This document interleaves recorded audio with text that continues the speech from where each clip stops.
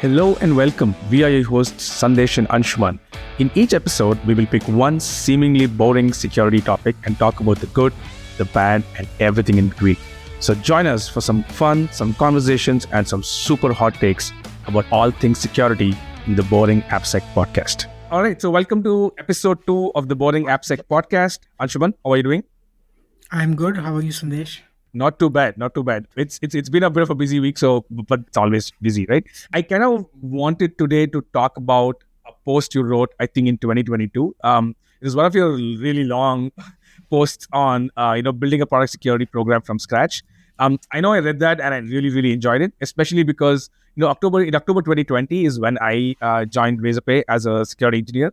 I'd kind of gone through some of the journey that you're talking about, and I was still going through some of the other things that you were talking about, right? So I remember reading that and going, man, this is so helpful, right? And then it kind of blew up. I know it was, it kind of featured on a bunch of newsletters as well. And in general, I think it was kind of very, very a useful, post. So what I thought we should do today is if you can kind of not like walk through the blog per se, but just talk about that topic, right? And pick up pieces from that post are still relevant, which I think it's a timeless piece. So I think most of it's going to be relevant. And if there are some aspects which have changed over the last 2 years or some things to think more about now, we could talk about that as well. Does that sound good to you? Yeah, absolutely. Yeah. Okay, cool. So before we start, that blog's on anshumanbhartia.com. And the title is Building a Product Security Program from Scratch. We'll link it from the show notes. Yeah, so just to kick things off, tell us, right? So when you start a product security program, what's the first thing that comes to your head? How are you thinking about it kind of the day you start or a few weeks before you start, right? How do you start? Yeah. So actually, before I start answering this, I think the title of the podcast was supposed to be First Security Hire, but I think whatever I'm about to explain, it kind of applies to all programs. I just want to say that it's not just scope to a product security program. I might go over some things that are product security specific, but I think the general idea applies to pretty much every program. So I think as a first security hire, if you are asked to build a program, whether it is product security or something else, where do you start? How do you approach this? And, how do you even know what to do? So really, like if you go through my blog, it's a pretty long blog, but if I were to sum it up, in like a small gist or like summary, I think there's basically a few key things to keep in mind.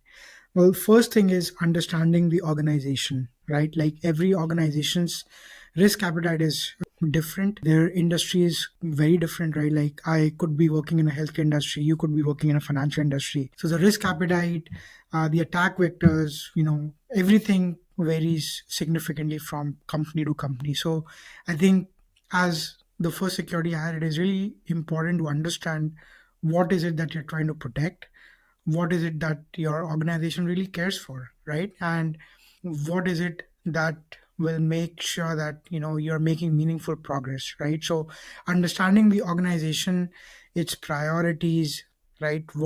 How does engineering work? What kind of projects are being worked on, so on and so forth. What are some key things that the top C-level executives want the folks to work on, right? So I think that is really the first key aspect that I think is important. If you want me to pause, I can pause, or if you have any thoughts, questions. So I think you raise a really interesting point, right? And I think I'll just take a slight diversion here. I think, we talk about security culture a lot, right? In general, in the security industry, we talk about security culture a lot.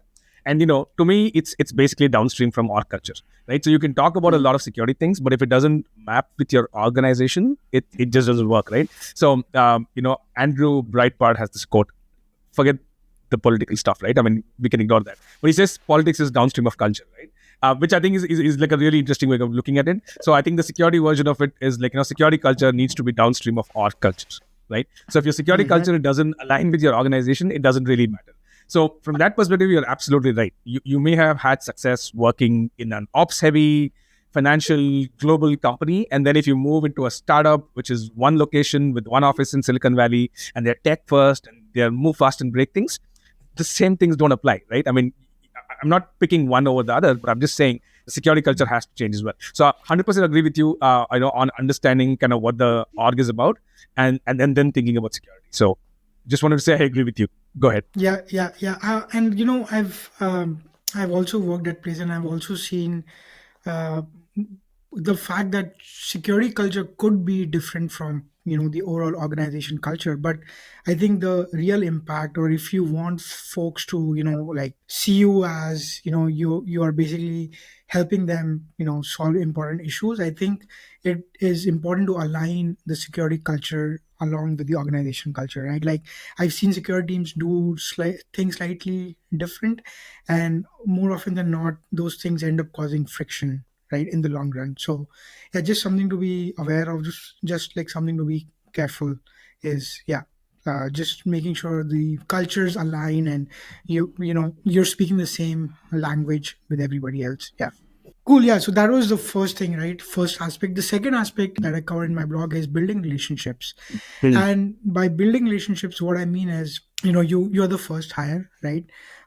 Apart from understanding what the organization is about, right? I think the next most important thing, even before you could go and start applying solutions or building things, is to sort of build these relationships with different sort of folks within the company, right? What I mean by that is, there could be an engineering manager of a team that is working on iOS applications, right? There could be an EM working on something significantly different, right? So I think sort of building those relationships, being comfortable having those conversations, being able to ask questions like what keeps you awake at night, what are some top security priorities, what are some failures that you've seen, and how can security help, right? So I think keeping your door open and building those relationships with these folks really go a long way, because if folks work with you, or if they just see you that you're showing interest and you actually want to help, I think that is really helpful, as opposed to you are the first hire and you just start working in a silo. You Okay. identify a problem and then you think of an idea and then you just go and try solving it. If you don't bring everybody along with you on this journey, if you don't make sure the engineering has agreement with whatever you're working on, more often than not, the adoption of whatever you're building is going to suffer huge, right? So yeah, I think building relationships is very important. Yeah, Any I think you're right. Right. Yeah. Yeah. So I think to me, security is this weird thing where a lot of the implementation is engineering stuff, but essentially it's a risk management function, right? So Yeah. understanding risk is kind of key. So in general, I really enjoy I really enjoyed conversations with non-engineering, non-tech folks in a company and asking their opinion on risk, right? So if you go talk to the CFO of the company, or someone who manages finance, or whoever manages money in the company, right? Their perception of risk is going to be very different from from your pen tester's perspective about risk, right? But I think it's important to understand that, because in the end, security doesn't survive, the company doesn't survive, right? So Yeah. I think it hit the nail on the head. Like, just general stakeholder management is something that's really important. The only point I'll add is that don't stop with like the engineering layer. I understand that most of the work you do as a first hire, especially, it's probably going to be at the engineering layer anyway. Maybe a little bit of legal compliance stuff. I know we'll talk about that in a minute. But in general, I would say expand beyond engineering as well, and then talk to as many people as you can. A little Yeah. hard if you're like an introvert. I enjoy doing that. I really love that process. But in general, Yeah. I think really good to talk to everybody you can. Yeah, yeah. Also, to add to that, I think one example I also added in my blog is, if you are the first hire and if you're looking to build these relationships, one quick and easy way, and actually a practical way, is to get involved in an ongoing project. So let's say an engineering team is trying to ship a feature that you're supposed to make sure it is safe and secure. So why not get involved in their Scrum calls? Why not try to understand how they're actually building and shipping stuff, right? So I did that in one of my previous workplaces, and I think that really helped me build empathy. Empathy is what I'm looking for, right? Like, I couldn't just go and ask folks to start working on things that they didn't care about. So I had to first understand what their struggles are, what they wanted to achieve, and then sort of figure out how I could approach what I needed, right? So yeah, I think that's also important to bring up, is sort of being more proactive and showing interest in projects and not just going after what you want to work on. So Yeah. yeah. Can I ask you a question there? I mean, often we hear about this whole security versus engineering, security versus developer things, right? In your experience, how receptive are engineering teams to kind of include security in their sprints, right? Are they like, man, this guy's going to come in and make us focus on stuff that we really don't want to focus on? Were they welcoming? Like, what was your experience? Yeah, that's a very great question. I think I've had different kinds of experiences, to be honest, but for the most part, I'm generally met with some skepticism, right? Like, why is this security person wanting to join a scrum calls? Like, what is going to happen? Is this security person going to add more work on our plates? Is he going to ask us more questions? But like, once I join one call, and I just keep quiet, right? I think the intention with which I join is to just observe, right? I will have questions, but I tend to just kind of keep my questions to myself in the beginning, and only when I feel confident that if I'm asking questions, I've actually gone and done my homework, my research, I understand what am I asking about, right? So I think that's is important, and I think that feel of comfort, right? And I think is what I meant by building relationships, right? Yes, like the first instance, you are gonna meet with some skepticism, some friction, but I think if you keep at it and if you just try to show that you're in it with good intentions, I've almost had success all the time, for the most part. Yeah, I hardly remember any instance when I wanted to join a scrum call or when I wanted to be involved in a project and the engineering team said no. They Yeah. always want help, right? So yeah, that's my Yeah. experience. Yeah. I think that's a good point. And it's also kind of, the advantage here is you need like one team to say yes. Right. So if you have 10 Yeah. teams and then you ask all of them and 8 of them say no, it's still a success because you have 2 teams who said yes. Right. So that way, you just need to find that one champion in general who can kind of Yeah. take a bet on you. And then if you Yeah. do well and if you're actually helpful, then that reputation travels. Right. Yeah. And then it's Yeah. easy to kind of do that. Okay. No, that's really interesting. Okay. So you kind of, you join the company, you understand the company culture, you build relationships with some stakeholders. Hopefully the relationship takes you into, getting your hands dirty with an engineering project. What next? Yeah, so I think these two, understanding the org and building relationships, were like the things that I focus on my blog. Obviously, once you have a good understanding of the people, the processes, and just kind of the tools, I think the next step in my book is to figure out how or what are you going to work on in the next 30 days, 60 days, 90 days, right? So I think building some sort of a roadmap, or at least laying out your plan out there so that others can see and give you feedback, or ask you questions, becomes important. So like, what do you do in the next 30 days, right? So at that point, I think it kind of really depends on your initial reconnaissance, right? Or at least your initial communications that you've had with different teams, right? One thing that I tend to go for is kind of an asset inventory, which we spoke in the first episode, right? But if the organization is already slightly mature, if they have like a good way of figuring out what the assets are, you could be focusing on something else.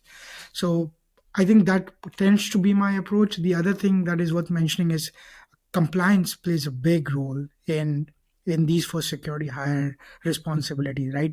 More often than not, what I've seen is when companies are trying to hire first security person, right, across the board, across different domains, it is because they want to meet compliance standards like PCI, ISO, like what have you, right? If you're in the health industry, there's HIPAA. So more often than not, I've seen the first security hires responsibility is to make sure that the company meets all the compliance standards that is required by the customers, right? Because if they don't do that, there's no point building a business, right? Because customers want to see these certifications if they want to engage with the business. So I think that is very important as well. And now, having said that, I am not a compliance sort of a person. Like, I don't enjoy as much. I do enjoy other things, right? Like working on Yeah. automation and actually solving complex problems. But I know it's a huge part in a security program, and it also needs a lot of love and attention. Yeah. So I really like your points about the 30-day stuff. I'll come back to that in a second. But you poke the compliance bear, so let's talk about that, Yeah. right? So I think here's kind of I'm with you, right? I'm also the kind of guy who's never really had a role where I've been an owner of compliance, right? I've never played that role. But I've really come to appreciate the importance of compliance in a company. Over the last 3 or 4 years, I've worked at Razorpay, which is a large fintech, very heavily regulated industry.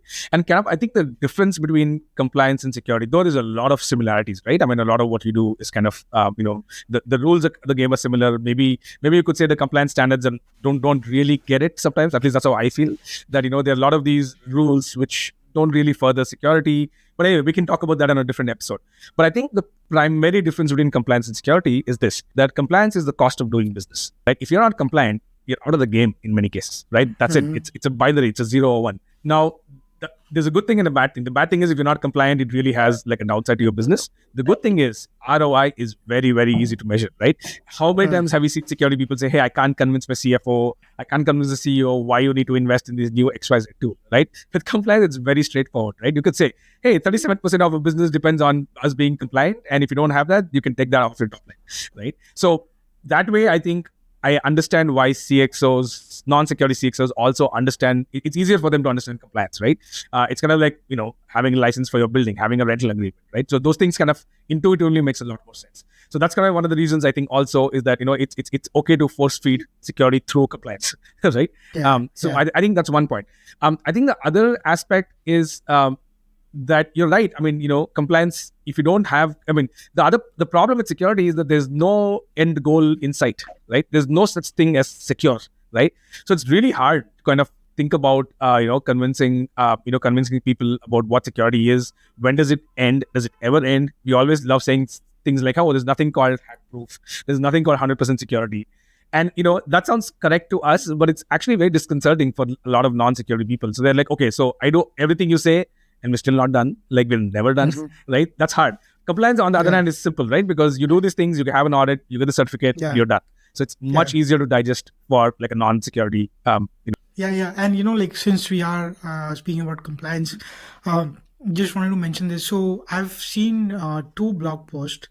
One is by this company called RunReveal. I believe, forget the name of the founder, but they basically wrote a blog about how they got SOC 2 compliance, like certified.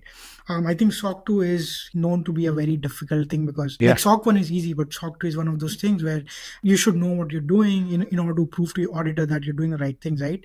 So I think RunReveal, I wrote a blog about how they approach this. There was also another blog by Tom Patachek, like he's the one who wrote the I forget, like Marsano Labs founder, right? I think he worked for Fly.io and he wrote something very similar. So I think it is important to understand what is being asked when you are being asked to get SOC 2 compliance or SOC 1 compliance, right? Because I've seen people generally tend to fall in, in these holes, right? Where there's no end to it. Right, they just keep going at it, and as a result of it, all of the priorities go nowhere. Right, so I think it's important to wear that hat and have those conversations with the auditor, showing and proving that you are doing what you're expected to do. Yeah, no, I think that's a great point. So going back to the earlier point you were making on the 30, 60, 90-day plan, right? So the one trick I kind of found which was helpful is that every time you hire a security person, okay, you're the first security hire, and then you have other security hires coming in the future, right? The one advantage that a security person has when they join a company is that they still have like a bit of an outside-in perspective, and that kind of goes away in 6 to 9 months, right? You're almost kind of an insider now. You know too much about you've seen the system for too long, so sometimes it may be hard. You may miss obvious things, right? But an outsider usually kind of first sees the most obvious part. So, as an outsider, like doing things like attack surface management stuff is very good because you're kind of thinking about the company from an outside perspective, right? But also one of the things that kind of helped me is that every time we hired a security person in the team, not like a developer who's doing security, but like a pen tester or somebody, somebody in the SOC, etc., is that we would actually say for the first 1 week, you kind of have the license to do whatever the hell you want, non-intrusive, obviously, but we don't give you any instructions, right? So it's kind of like a 1 week consulting gig, right? Where you don't know what's happening in the company, but I just want you to kind of think of it as an outside perspective.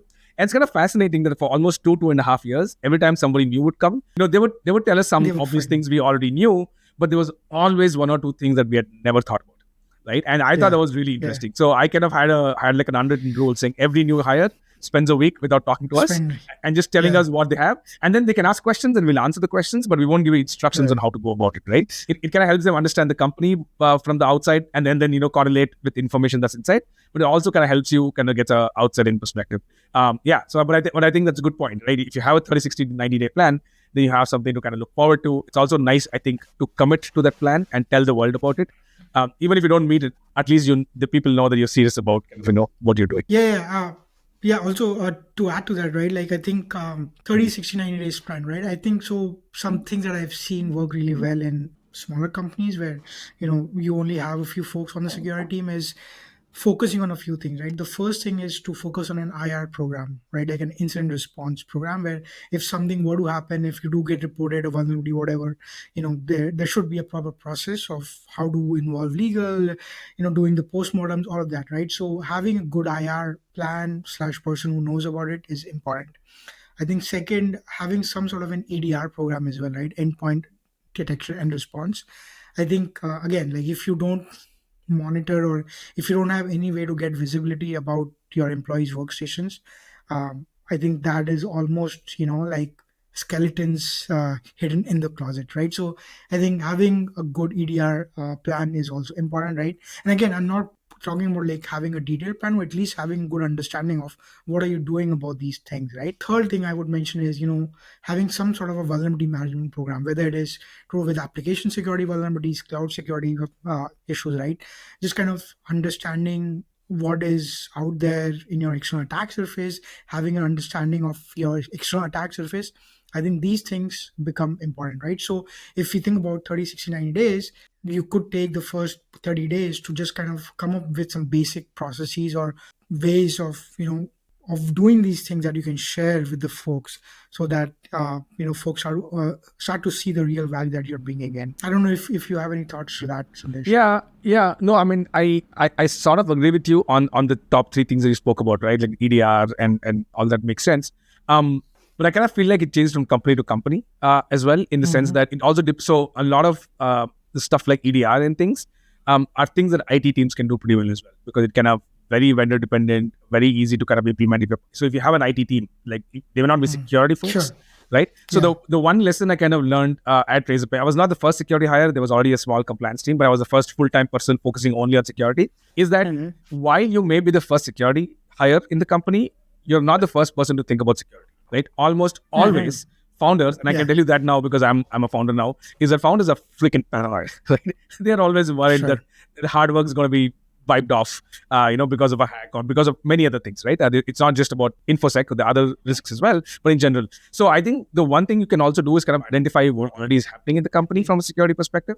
And then I apply the lens that you said, right? So if you're thinking of like vulnerability management, EDR, and incident response, right? If these are the three things that you think are top three for a company, the first thing would be to go figure out, hey, how is that happening today? Because somebody thought about incident response, maybe not security incident response, but I'm sure they had incidents in production. So how did they do that, right? So can you add like a security layer to it? Can you add like a security appendix to it? And can I just say, hey, everything's fine, but if it's a security incident, then these are the four things that have to be different, right? So I would just add that point, saying that you don't have to build these from scratch. If some of this already exists, all you got to do is review it and then figure out how you can improve it and get it to a level of maturity that you want to get, right? But other than that, I think those three are really good. The fourth I would add, and I think you kind of implied this implicitly, is just some kind of identity and access management review, like just understanding who has access to what. Not do everything completely, but if you get a sense of these are the three crown jewels of the company, if everyone's an admin on your AWS account, if your root user does not have 2FA, like just basic hygiene stuff, maybe something to kind of think about if you're again, it'll be somewhere on a 30, 60, 90-day plan. Will it be the first thing you do or the second thing you do? Depends on where the odds. Yeah, absolutely. And like these things, I'm sure you could take 90 days, even a year, right? But again, like the point is to have something going and to keep hiring so that you have more support. But I'm curious to know, like, what do you think should come after this phase? So you have these basic, skeleton frameworks laid out about these different programs. You have a good understanding of how vulnerabilities are coming in, how workstations are being monitored, and just kind of the general sense of an IR program as well. Where do you go from there? Like, do you have any thoughts or opinions? Yeah, it's a tough answer, right? Like, I'll go back to my point of saying, hey, you need to talk to a lot of people and you need to understand stakeholders. I usually draw this on two axes, right? So one is, are you a tech-heavy company or an ops-heavy company? And then versus kind of just the size of the company, right? How small are you? How big are you? And stuff like that. if you're a tech-heavy company, you write all your code, then your core IP and everything you do is probably more in product security and cloud security, right? It's probably the first area that I would take a crack at because it has like outsized. Again, once you fix IR, like incident response, I'm with you. Like that's kind of like number one, right? Yeah, that And has after to that, happen, right? that has to happen because you want to be able to manage fires when they happen. But once that's done, I would focus on product and cloud security. If you are if you're a company which is very tech, if you're very ops heavy, I would focus a lot more on processes like vendor management and stuff like that. If you have like sometimes, even for incident management, right? If everything you do is managed by vendors, if all your tech is managed by vendors, responding without having a good relationship with your vendors is very hard. And this is something I noticed with like seasoned CISOs, right? Neither of us are CISOs, right? I mean, we've played that role, but we're not like seasoned executives. When a seasoned CISO or a CISO, whatever you call it, joins a company, the first thing they do is they go take meetings with all their security vendors, which I thought was fascinating. Right? So obviously they're not the first security hire. There's like a whole ecosystem there. But that was to me very, very interesting, right? And I see this across execs who join. So I think if you're an ops heavy company, understanding your supply chain and kind of figuring out, hey, how do I manage risks when they come up with it? Who are my partners that I can rely on? Who's like a weak link where I have to add more things is something I would focus on. But yeah, otherwise from a tech perspective, it's probably product security and cloud security. And then I think that's kind of where I would go next. So just to reiterate what you said and just to make sure I understand what you said. So you're saying when a CISO joins, like this is the first time I'm hearing, but it's actually good to know as well, is when a CISO joins, and if you're an ops heavy company, the first thing that you might want to do is speak to all your vendors because you want to understand how you are managing risk when it comes to dealing with third-party vendors. Is my understanding right? Yeah. So again, like I said, the whole CISO conversation is a little different from what you and I are currently talking about because in this case, you're the first security hire, right? So you don't have any security vendors. You maybe have like some EDR thing, but beyond that, you don't have much else, right? But for example, if you're like a end-to-end AWS shop, right? And you're spending millions of dollars every quarter on AWS, which is not unheard of if you're like a Series B, C type company, right? Depending on what your business model is. Then you really want to go build a relationship with your AWS, point of contact, because a lot of the incident management, if you're struggling with, if you're hit with the DDoS attack, knowing AWS and kind of making sure you have their support is probably going to be as important as understanding people inside the company, right? So I think depending on where the heavy lifting is done in your company, you want to make sure you build relationships. If heavy lifting is done by engineering teams, you have a very well settled DevOps team. Again, I doubt that if you're the first security hire, because if you had a very well-settled DevOps team, you probably have someone for security as well. If not, and if all of your heavy lifting is done by consultants, AWS consultants, right? Because they hired like a few AWS solutions engineers to kind of build out all your infra, then, relationship with AWS is probably as important. So I would definitely say that if you're a vendor-heavy ecosystem, then building a relationship with your vendors, understanding, who you're going to call on when something happens, who can add value for the program goals you have, is got to be critical as well. Yeah, that's a good point. I never thought about it that way, but it makes a lot of sense. So thank you for that. I do have a question, right? So since we are anyways discussing the first security hire, right? Like, and I've heard virtual CISOs quite often these days, right? Where you're trying to prove to your customers that you're doing something for your security, so you just end up hiring a virtual CISO, right? So in your opinion, do you think it makes sense to hire a virtual CISO first, or do you think it makes sense to actually hire a full-time security person working in a team?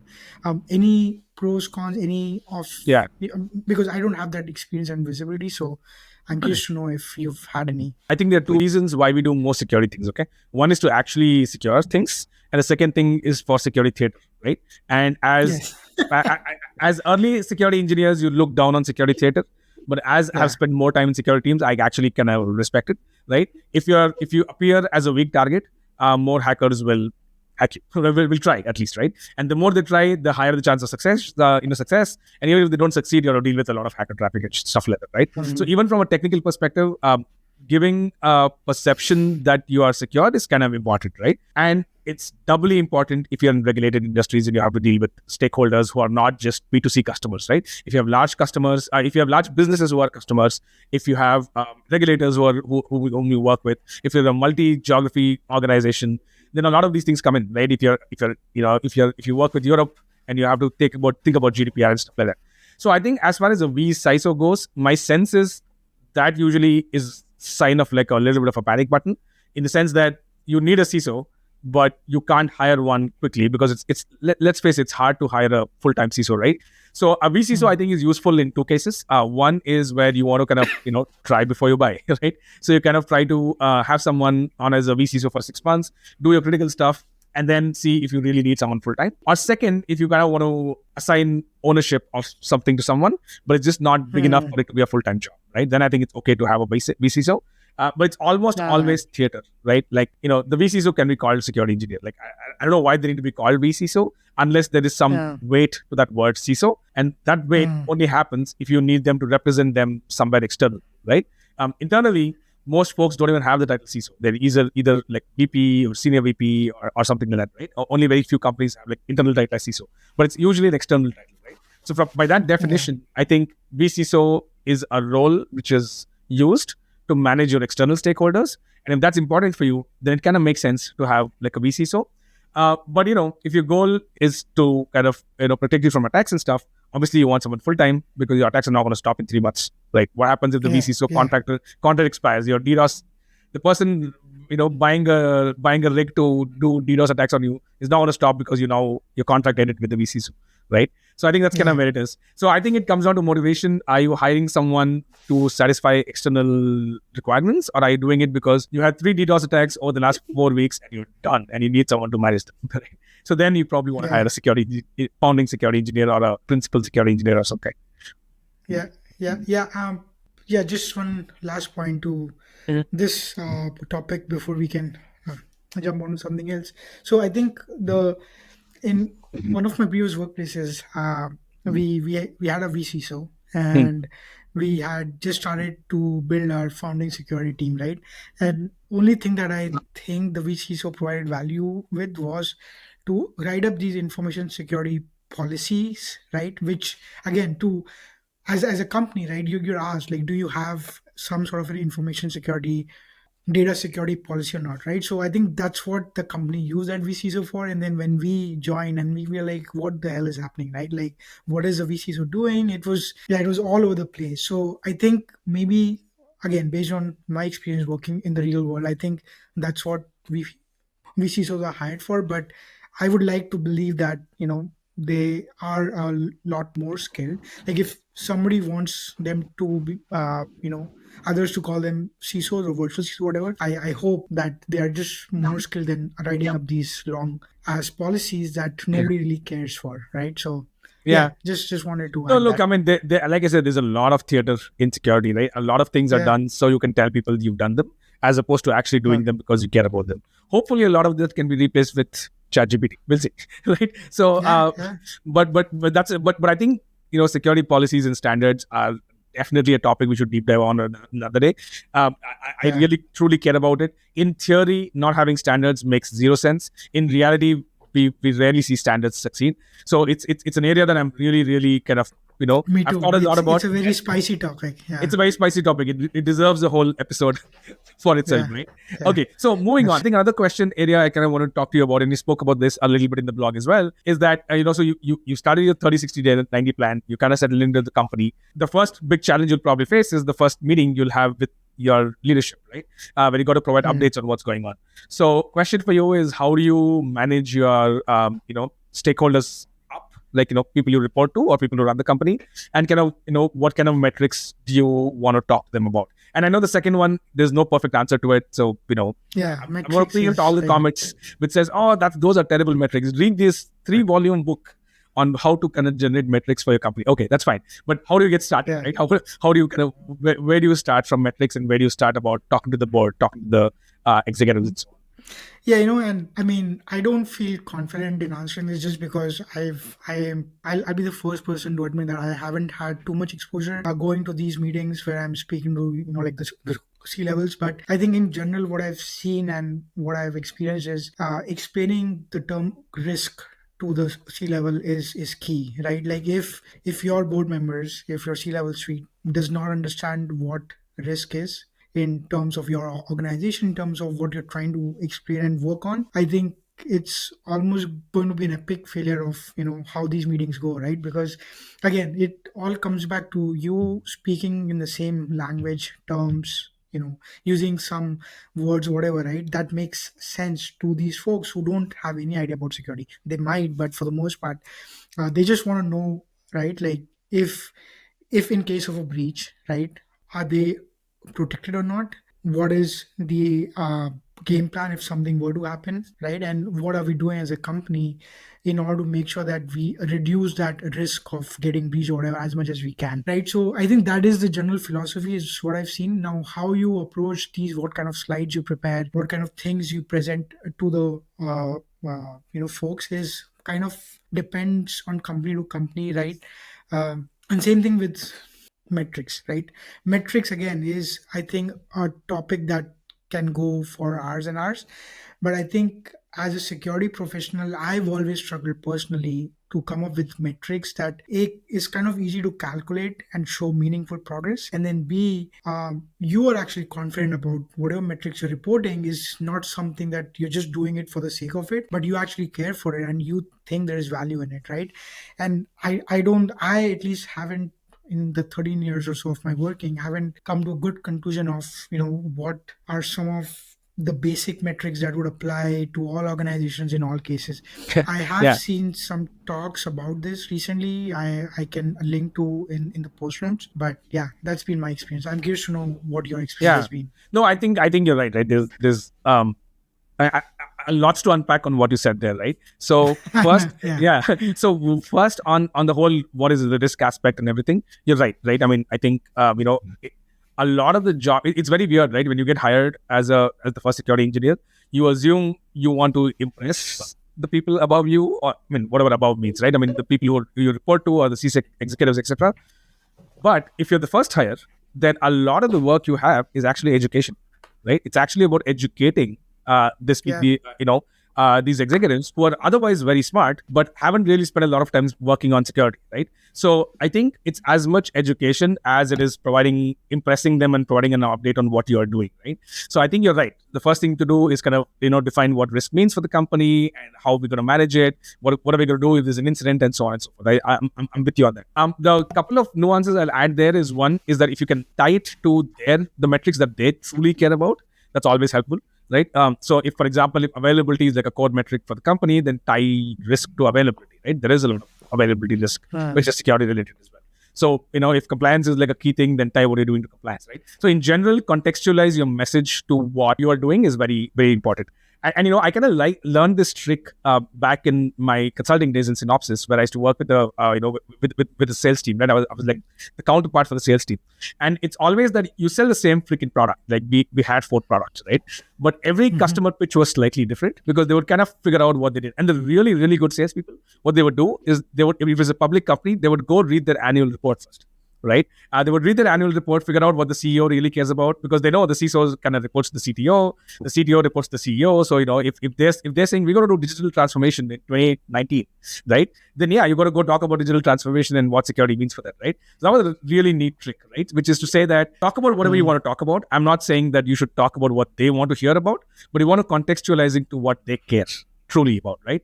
And that was a really neat trick, and I think that kind of worked well for me. So executives give you hints about this all the time.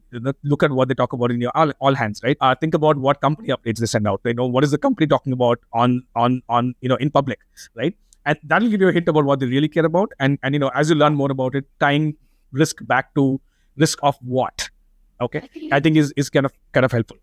But on metrics, I'm 100% in agreement with you, okay? I think every security person shames every other security person on the metrics they track. No matter what metric you have, there will be one school of thought, which basically says that kind of metric is wrong. So I have a very simple test. I'm like, is the metric useful? That's it, right? And now you say, oh, but what does useful really mean? And I understand that, right? But I think obsessing over metrics, I think no metrics and some metrics has a massive improvement, right? And from some metrics to some useful metrics is like a massive improvement again. And then it kind of becomes like, it's like linear, right? I mean, the amount of improvement you make metric over metric with new metrics that come in is not that high, right? So my thought always was that make sure you track something that people care about and that it actually has an impact on security. So that can be the number of incidents you had, the number of potential incidents which never converted into incidents and things like that. And then stick to it, right? Give month on month the same metrics until you have a reason to believe that this metric is useless, right? And iterate over time, right? So I think it's very important to say if you track 3 metrics today in this month, if your next monthly update is 3 other metrics and the next monthly update is 3 other metrics, then no one's knowing if you're getting better or worse, right? Because it's so hard to calculate ROI in security in general, and the only real outcome is when you get hacked. That's the only true outcome, right, of security. So I think it's very hard to kind of make sure that for the first few months, it's okay if you're kind of changing around your metrics till you find your feet. But once you get a metric which you're happy with and your execs also are happy with, track the exact same thing over and over again, because then you get like a time series graph. Then you get a fact. If you're tracking open vulnerabilities in products, right? If that's kind of if you decide that's a metric that's useful for whatever reason, right? Then track the same thing every month, and then 6 months later you say, hey, it was 55 today, it became 64, then it became 32, then and then it became 11. Okay, so then your discussions become, hey, what did we do right? Why did it become 64 to 32? Is it because we stopped testing and we fired all our pen testers, or is it because development teams scared and started fixing things, right? So then that becomes the narrative, right? Not about why are you tracking, what are you tracking. So I think consistency in tracking is important. And the final point I'll say, you made an excellent point about sometimes it being hard to track stuff, is that it's okay to do it manually when you start, but eventually you have to get to a point where real-time data is available whenever you need. It's not that you have a meeting on the 10th and on the 9th evening you scramble to get this data. I would highly recommend publishing this data every day and talking about it once a month, right? But you should publish it every day. It should be very easy to access. This is not something that you should hide and not show people, right? It should be available to whoever needs to see it all the time. Yeah, I'm feeling like, each of these things that we are discussing for the first security hire probably needs its own episode, because metrics again is I have so many thoughts and opinions. So I will save these for our podcast episode when we do talk about metrics in detail. So yeah, let's jump on to the next thing. So speaking about first security hire, right? One other thing that comes to my mind, and one thing that I've experienced, is the ability to wear multiple hats, right? So let's say again, you're the first security hire, right? Your scope might be limited to just product or application security or incident response. But I think for the first security hire, generally, the tendency is to hire, so to speak, a generalist, right? Where you could be asked to work on multitude of things, right? So I think that is really important, because I think it gives you opportunities to learn about things that you might not be comfortable about, right? You're just thrown in, like the fire, and you just have to keep, at it, right? So I think that is one thing that I really feel helped me in my career, is being able to, just having an open mind and just kind of trying to deal with it as it comes, right? Trying to learn on the job. Some people I know are not comfortable with this, right? Like they have their expertise areas and they want to stick to those areas. But I think if you really want to grow, and if you're the first security hire, and if you have a good aspiration, whatever, right, of become a CISO someday, I think it is really important for you to be able to explore all these other areas as well. So, I've had the chance to work with infrastructure, cloud, automation, incident response, and I've seen that those experiences have helped me at various different places. So, anything to share along those lines, Sandesh? Yeah, I'm 100% in agreement with you, right? And I think especially if I think you and I both followed an arc where we started with AppSec and then we became a little more generalist, right? So I think for folks like us, and I know it happened to me for sure, is like I had a massive imposter syndrome when I started saying, hey, I know AppSec, I know nothing about security operations, right? Like, so please don't let me, like, I can't do SOC, I can't do SIEM, I can't do incident response. This is not things I've done, right? But the message I have for everyone out there is that for anyone outside our industry, security itself is super niche already, right? And then to say, oh, but I'm a security person, but I'm not a cloud security person. I'm an AppSec person, but I'm an AppSec defensive person. So I can't do pen testing. All I can do is configure SaaS tools. That just sounds absurd to people outside the industry, right? And that's one, right? So when you're the first security hire, you can't tell people that because they won't even get what you say. And the second thing is, I would urge people to kind of shed the imposter syndrome and just go for it, right? Because at least what I learned is that as much as I always thought, hey, I can't do this, I'm not qualified for this, I'm not a XYZ security person, is that honestly, the first principles are kind of the same. right? It doesn't change that much, right? So whether you're doing security operations or cloud security or AppSec or building an incident response team, there are certain things about security which are similar. And if you're good at one, you can pick up the other. So the two things I would say is that don't be afraid of taking on more, more in your job and trying new things. And know that the question really you should be asking is not if you're amazing at this new thing that you're trying to do, but is it, are you the best person within the company to do that? So let's say you're an AppSec person and you don't want to look at security operations stuff because you have no idea how that works. The question is, if you're not doing it, either nobody is doing it or like a DevOps person is doing it. Right. So the question is that what is better for the company? If security operations is really important for the company and you determine that, and if that's a P0, then yeah, roll up your sleeves and get it done. So and again, if you are good at one part of security, you will be able to learn others, right? So I think my only suggestion is just be bold and try it, because it'll probably work. Yeah, absolutely. I couldn't agree more. Yeah. Okay. So one aspect I think I kind of want to talk to you especially about is just in general, like work-life balance stuff, right? Because when you're in one corner of AppSec, like if you're in a large company and you're digging deep into one area, I think, I'm not saying life is easy. Of course, life is hard, and there's going to be a lot of things to learn, and you can go into the minutiae of things, and you have teams to manage different things, etc. But if you're the only security person, you are the on-call, and you are the strategy, and you're the tactics, and you're the external facing person, and you're everything. How the hell do you think about managing life? When you're in that start. Yeah, man, that's a question that I'm still trying to figure out the answer to. I think this is something I really struggle with, to be honest, completely honest, right? And especially post-COVID, even pre-COVID. So I've actually been working remotely from home even before COVID. So when COVID happened, it was the same to me. Like life didn't change much for me and my family, right? But what changed was everybody else, the way they worked, like everything changed. Everybody became remote, right? So now that I've had this experience of working from home for, I don't know, for the past 6 years or so, right?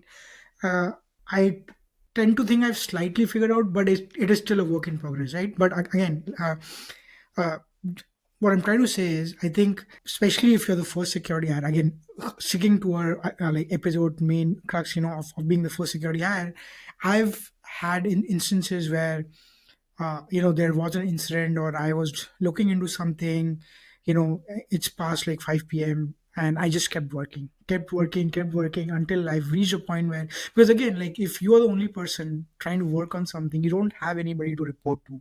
You don't have anybody to, share ideas, take feedback from. You're the only one, right? And if the company culture is such that it's okay if you want to work after hours, I've worked in places where even if my manager saw that I was working after hours, it was okay. Like he was okay with it because I was passionate about what I was doing. I didn't have a problem. He didn't have a problem either, right? So again, the organization culture plays an important part here and how your managers are. But I think it is really easy to fall into this rut of, just trying to solve problems after problems, kind of approach projects after projects if you're the first security hire. So I think one thing I've tried to establish that has helped me is having like a separate space for work, and then separate space for all the other things, right? So like where I'm right now, this is my office, right? When I'm in the office, I work.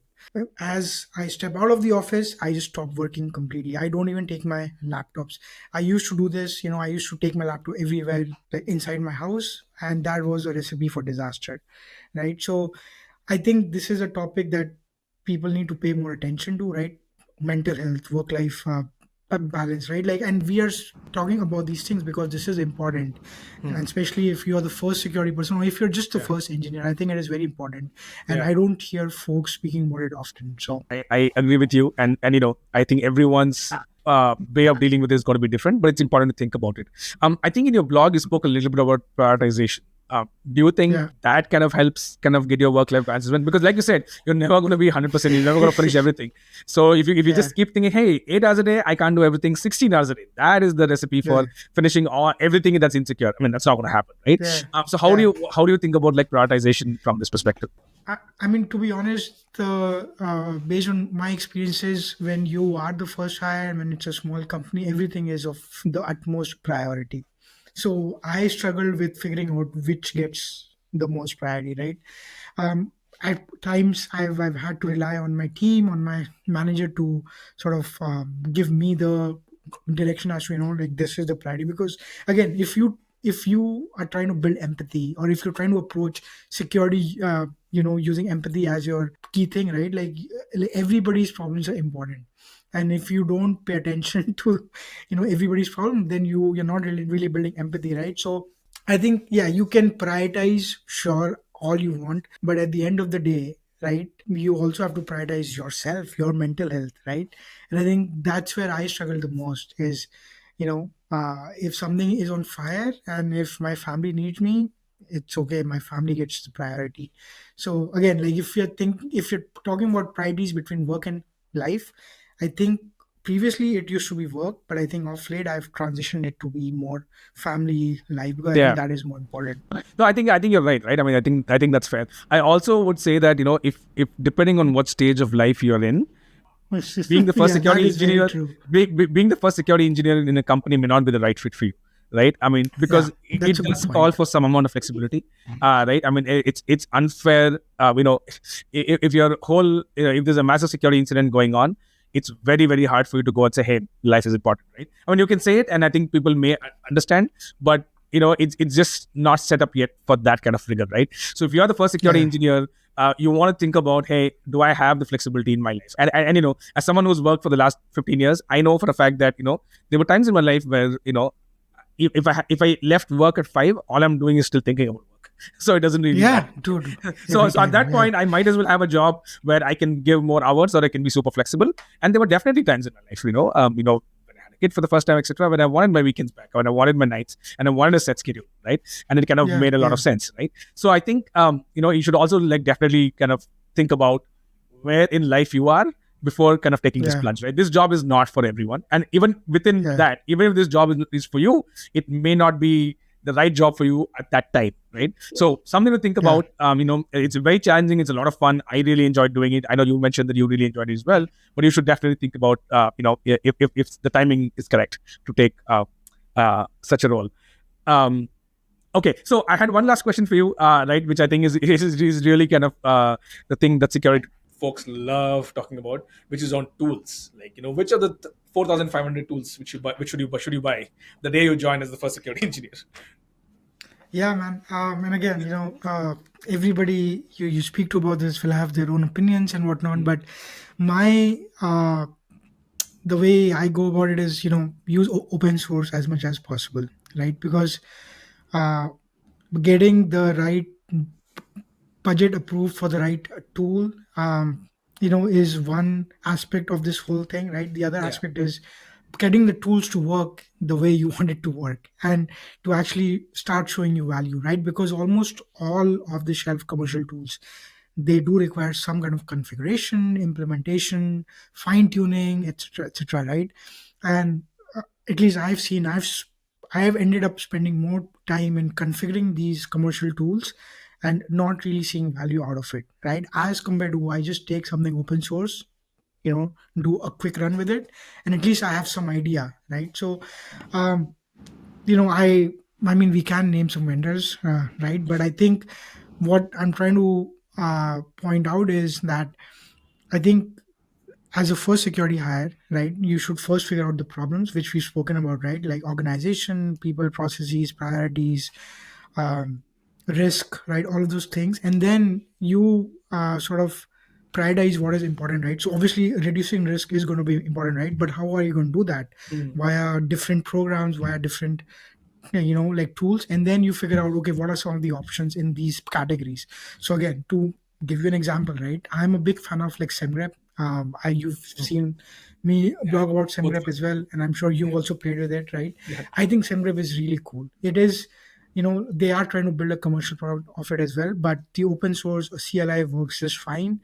It is an awesome tool where you can write custom rules, right? You can run it across the code base, across multiple repositories, and get quick feedback results on the PR. You can do various sorts of customizations, right? So something like SEMREP, right, which gives you the flexibility of doing your own thing, as well as being able to deploy wherever you want. I think those are the kind of solutions I tend to look for. Things that have good API integrations, right? Things that you can just deploy without having to fine tune a whole bunch, right? And again, this is just for like AppSec product security, right? For EDR stuff, I've heard good things about, like Sentinel One, and like there's different kind of things, right? So yeah, to each his own basically, and it kind of really depends on how much money you have also. True. But I think you can do quite a lot with just open source tools. Yeah. That's been my experience. No, I think that's fair. I think that you gave a really good overview of kind of how you thought about it. I think that makes sense. For me, I think I kind of think frameworks first. Right, so I kind of have like a build versus buy framework. I'll post the blog on the show notes, right? So for again, like unfortunately for me, everything has to be a framework, right? So kind of I kind of think on those things, right? But you're right. I mean, I think focusing on configurable open source tools is kind of useful. The one point I will make is that within security, especially for this particular decision, right? There are two kinds of tools. One which can help you with better productivity and kind of make it easier for you to get stuff done. And the second thing is where outside in perspective is absolutely critical, right? So if you have a threat intel tool, it has to be outside in. Like the whole idea is, hey, I want intel about what's happening in the world, and if that's applicable for my company, right? You can't build that in house, right? It's just not something that you can do, right? So if you have to buy a threat intel feed or even subscribe to open source ones, you have to just do that, right? But whereas on the other hand, if you're like I said, going back to the other framework, the engineering versus ops framework, right? If you have access to really good engineers in your company who are very good at quick tooling, then maybe there are certain open source tools you can take very quickly and get it done. Make it work very, very quickly, right? On the other hand, if you're very ops heavy, you really know how to manage vendors, and your company is kind of very, very good at that, then maybe it's okay to kind of go rely on a few vendors to kind of help you do stuff, right? So I think again, depending on where you are, I think what you are talking about is basically a company which is engineering heavy, which is what Razorpay was where I work as well, and we took the exact approach that you mentioned, right? We did some grep. We tried every open source tool possible, and we only, we had a rule that we'll only buy tools when we badly need support. So if you need someone to call, if something went wrong, right? That's the only time we would buy it. And then we kind of modified that rule to say, hey, wherever we need like outside in perspective, like for example, if you need a third party pen test, it has to be third party. You can't build that in house. Kind of beats the whole purpose, right? And if you need like threat intel tools or where you need information about the world, that's kind of where we would bring it. So I think what you said kind of makes complete sense to me. I mean, I do want to point out that, having said that, and, I have this special love for open source because I have also contributed to the open source community. I think having said that, I think it's also important. So like you mentioned, right, build versus buy. Like it doesn't have to be open source tools all the time. If there is a commercial tool out there that solves exactly what you're looking to, solve for, I think why not? So yeah, I think having a framework, so like you mentioned, would definitely help. And please do share what your framework is. And to be honest, like everything else you said in this podcast, like every question that we've got on build versus buy and others to our conversation, right? I mean, but you're right. I think as when you start out, you don't want to spend all your time fighting battles with procurement. So from that perspective, the quicker you can onboard tools, the better, and the less the less friction you want to have, the better. And open source is a great way to do that. Just given that there's almost no friction to kind of start using open source tools if you're a first security buyer. Awesome, this is great. Anything else you wanted to add before we wrapped up? I think we kind of covered a lot of things. I'll go over and summarize it, but before that, any last thoughts that you want to add? No, man. I think I'm looking forward to your summarizing whatever. Yeah. No, I think so. So just to very quickly summarize, right? I think the first thing we spoke about is just like understanding our culture and kind of mapping your security culture to that. Whether that's by building relationships with the right people or just understanding how the company works is really, really critical. Then we kind of spoke a little bit about how compliance is kind of a thing that you have to tackle. If you're the first security engineer, you're looked at as compliance and security and product security and cloud security and everything, and you can't just like ignore that, right? So that's something you should really care about. We spoke about how incident response and some kind of endpoint protection is probably the first thing you should do if your company doesn't have it already, as just like it's almost like insurance policies. If something goes wrong, right? And then you can kind of focus on the areas, to focus on would be depending on how your company is. If you're an ops heavy company, very heavily dependent on vendors for most things, you probably want to do a lot of vendor management stuff. If you're an engineering heavy company, maybe focus a lot more on product and cloud security. And then we kind of spoke about, talking to executives, selling to them, convincing them, educating them, and kind of learning from them and understanding what kind of metrics will work, right?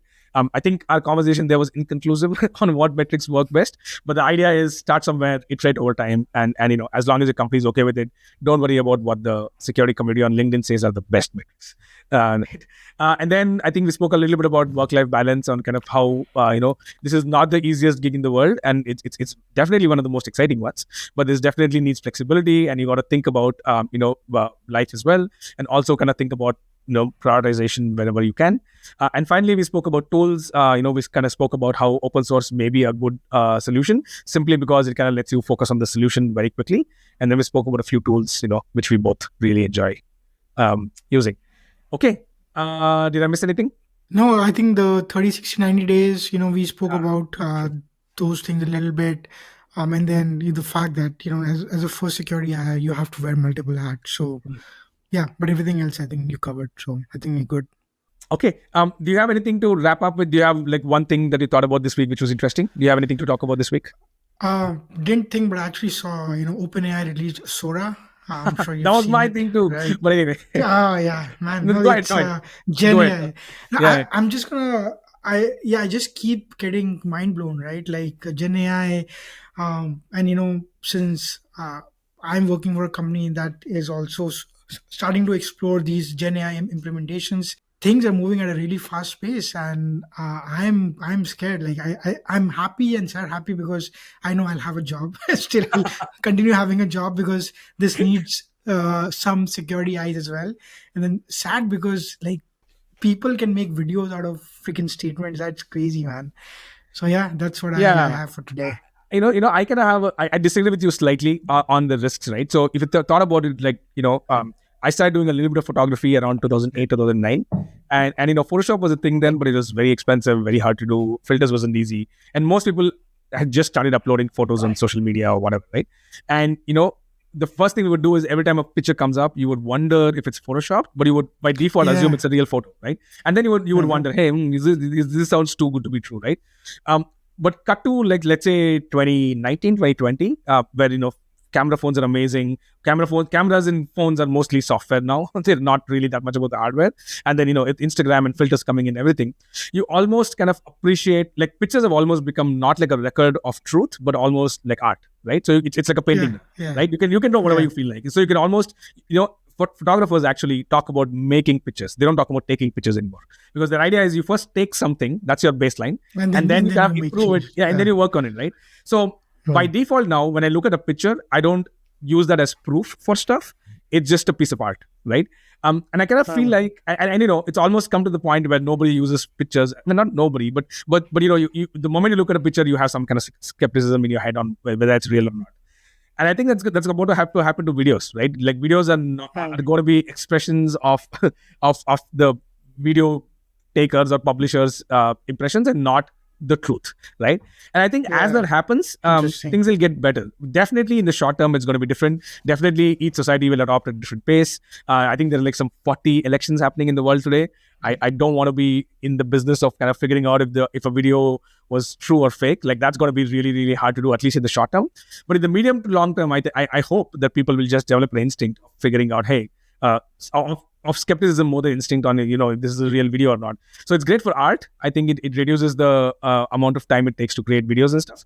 But definitely, for things like law enforcement, for things authenticity of videos, for speech a politician deep gave. Fakes. Yeah, for deepfakes, it's going to be deep troubles, right? Man, I've seen some deepfake videos. I'm like, what the hell is going on? Yeah, it's crazy. Yeah.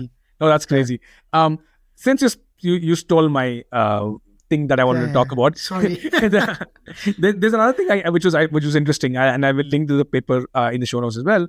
Is that there was a paper recently on how autonomous hacking agents? Did you see that? Essentially, they were able to build agents which kind of scan the OWASP top 10 type things.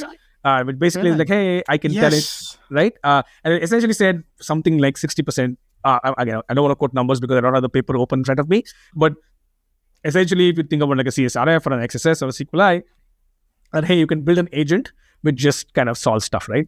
And I was very, I've also like spoken to someone who's kind of trying to build something in that space, so I've thought a little bit about it. And I think that that was a really interesting paper. I'm going to write something about it hopefully in the next few days. But I think the way I look at it is that non-security people always fall into this trap of benchmarking against the OWASP top 10 or a WebGoat or a slightly vulnerable application. And everybody in security who spend a lot of time knows that the OWASP top 10 is a great resource it's a great education resource. It's not a benchmarking tool, right? It's where you start if you want to think about something. It's security or something, right? But just in general, like anybody who reads the paper worries that hacking agents are around the corner. Maybe they are not, but this is not it. Right? I mean, there's a whole section on complicated SQL injection attacks with like, hey, if you know the username and password and you can do 1 = 1, then you can do SQL injection. And I'm like, man, there are like 14 assumptions there that are just not true for most real world scenarios. So I like the paper. I like where they're going with it, but I don't think we've solved for autonomous hacking agents yet. LLMs are useful for hacking, but we don't have autonomous agents yet. Sorry. Yeah, I think there's like a different flavor to it as well, right? So I know Jay Haddix or Jason Haddix, who is a friend of mine. He recently started his own company, Arcanum Security, and I just want to plug him in here because I know he's been working on this SecGPT bot or the app in the ChatGPT App Store, and I've not played with it myself, but I think the idea there is to automate as much reconnaissance or like just kind of the steps that you would rather have somebody else do it, and you would rather have somebody orchestrate as well, right?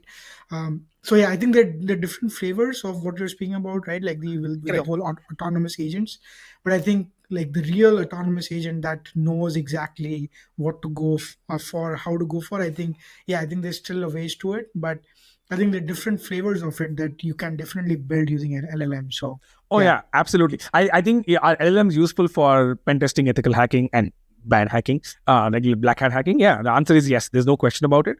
But I think there's a reason why everything's a co-pilot or an assistant or a chat thing, because that's what it's really good at, right? It's really good at taking you from 0 to 60, 0 to 70 very quickly, right?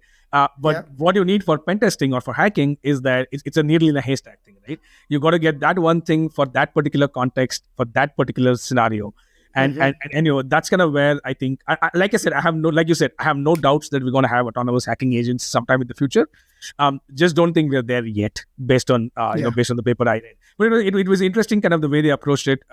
One of the interesting things they did say, which I thought was pretty cool, is how cheap it is to do this. I think they spent something like not even a few hundred, like less than $100 to do all this, which is kind of impressive, right? So if the tech catches up, it's going to come to a point where you don't have to spend a lot of money to do this, right? So the entry barrier to black hat hacking is going to go down dramatically. In a way, it's good for security because it reduces the cost of testing as well. But the whole cat and mouse thing continues, right? So continues, for sure, man. All right, awesome. I think this has been longer than we thought. So, but thank you so much for joining, Anshuman. Thank you for listening. Okay. Thank you for joining us. If you like the show, please share this with your friends and colleagues. If you have any questions or comments, you can reach Anshuman on Twitter at Anshuman_BH. That's ANSHUMAN_BH. And me, Sandesh, at Jubba on Jeans. That's JUBBAONJEANS. See you next time.